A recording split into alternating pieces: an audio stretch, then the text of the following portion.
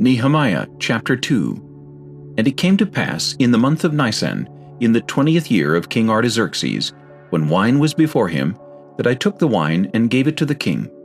Now I had never been sad in his presence before. Therefore the king said to me, Why is your face sad, since you are not sick? This is nothing but sorrow of heart.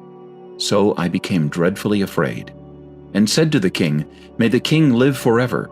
Why should my face not be sad, when the city, the place of my father's tombs, lies waste, and its gates are burned with fire?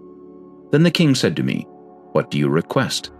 So I prayed to the God of heaven, and I said to the king, If it pleases the king, and if your servant has found favor in your sight, I ask that you send me to Judah, to the city of my father's tombs, that I may rebuild it. Then the king said to me, the queen also sitting beside him, How long will your journey be, and when will you return? So it pleased the king to send me, and I set him a time. Furthermore I said to the king, If it pleases the king, let letters be given to me for the governors of the region beyond the river, that they must permit me to pass through till I come to Judah. And a letter to Asaph, the keeper of the king's forest, that he must give me timber to make beams for the gates of the citadel, which pertains to the temple, for the city wall, and for the house that I will occupy. And the king granted them to me according to the good hand of my God upon me. Then I went to the governors in the region beyond the river, and gave them the king's letters. Now the king had sent captains of the army and horsemen with me.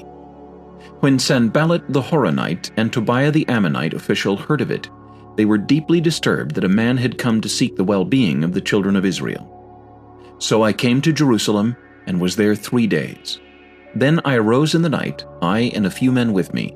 I told no one what my God had put in my heart to do at Jerusalem, nor was there any animal with me, except the one on which I rode.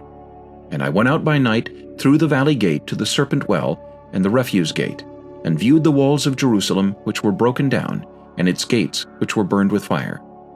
Then I went on to the fountain gate, and to the king's pool, but there was no room for the animal under me to pass. So I went up in the night by the valley, and viewed the wall. Then I turned back, and entered by the valley gate, and so returned. And the officials did not know where I had gone or what I had done. I had not yet told the Jews, the priests, the nobles, the officials, or the others who did the work.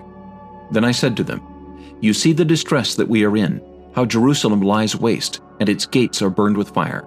Come and let us build the wall of Jerusalem, that we may no longer be a reproach. And I told them of the hand of my God which had been good upon me, and also of the king's words that he had spoken to me. So they said, Let us rise up and build. Then they set their hands to do this good work. But when Sanballat the Horonite, Tobiah the Ammonite official, and Geshem the Arab heard of it, they laughed at us and despised us and said, What is this thing that you are doing? Will you rebel against the king? So I answered them and said to them, The God of heaven himself will prosper us. Therefore we his servants will arise and build. But you have no heritage or right or memorial in Jerusalem.